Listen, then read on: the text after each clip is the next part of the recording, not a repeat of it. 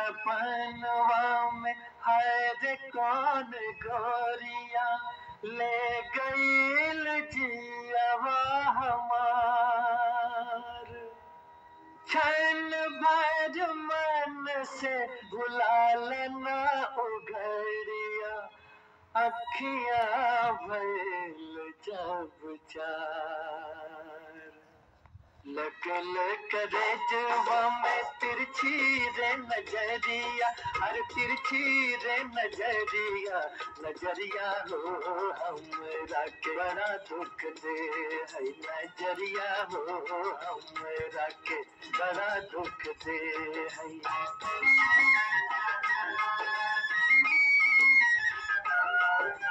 लगल करेजवा में तिरछी रे नजरिया, अरे तिरछी रे नजरिया, नजरिया हो हमरा के बड़ा दुख दे है, नजरिया हो हमरा के बड़ा दुख दे है।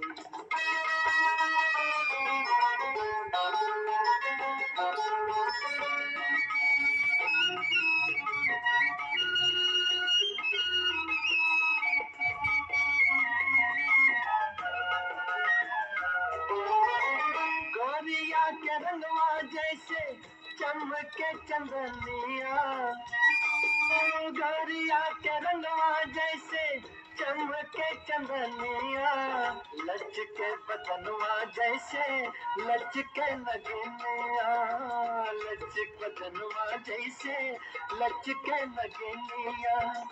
चला चले की उठे नदिया में लहरी, अरे नदिया में लहरी, लहरिया हो हमरा के बड़ा दुख दे है, नजरिया हो हमरा के बड़ा दुख दे है।